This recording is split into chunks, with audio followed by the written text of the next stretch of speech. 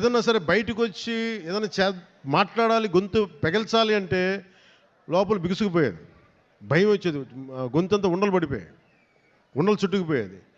అలాంటి సమయంలో మా అన్నయ్య గారు అడిగారు, నీకేమవ్వాలని ఉందరా అంటే, నేను చాలాసేపు ఆలోచించాను. జస్ట్ బతకాలి ఉందని చెప్పాలనుకున్నా. ఆ మాట అంటే కొడతాడేమని చెప్పి చెప్పలే, ఏదో తెలివితేటలు చూపించుకున్నా.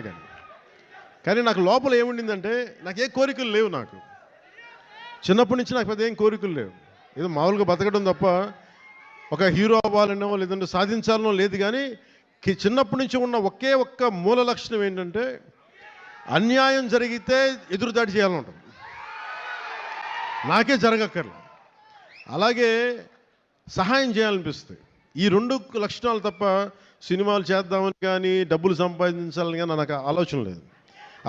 అలాంటి నాకు చదివేవాడిని. అలాంటి నాకు వీని ఇలా వదిలి